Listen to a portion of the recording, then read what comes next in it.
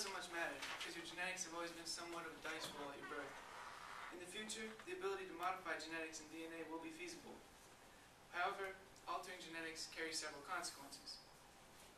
Regardless, while technology continues to advance, genetic modifications will be available sooner or later.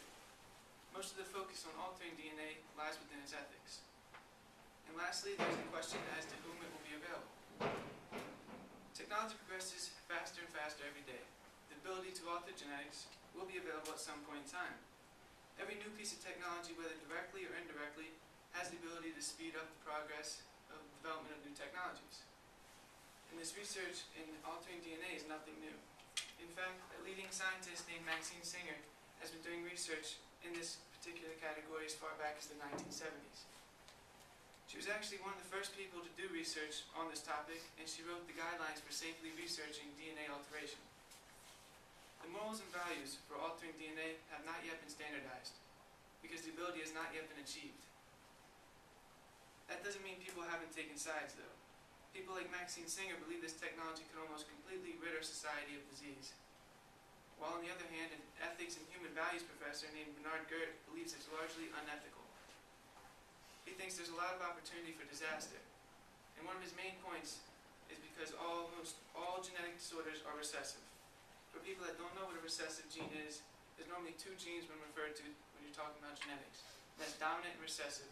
Dominant always dominates a recessive, and a dominant shows up when it's with another dominant. But a recessive will only show up if it's paired with another recessive. So what that means is that if a mistake is made, genetic deformity or a new disease, it wouldn't show up for a while, and the possibility the damage done to future generations could outweigh the positives done to preceding ones. Also, an author named Ronnie Cummins believes this research and practice could decrease the value of life. He thinks that even testing on animals gives them more of a manufactured creature appeal rather than a living organism. But when the ability to alter genetics is first available, the access to who can use this technology will be limited.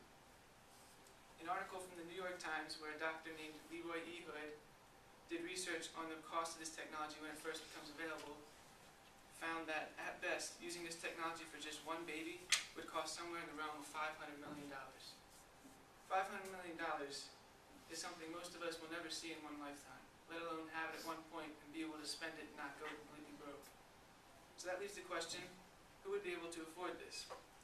Bernard Gert believes this would lead to the richest people in the world abusing and using this technology. This has the opportunity to widen social gaps. Our world already is segregated by the money in your pocket. Imagine being biologically inferior as well. So maybe in the future, you will be able to change the DNA of your kid, but every action carries consequences. Though there isn't much you can do to avoid this for society as a whole, because sooner or later, it will be available. Maybe not tomorrow, maybe not in 50 years, but eventually. And there are way too many ethical views to ever list in this speech, and they just go back and forth, giving reasons for why it's good and why it's bad for society.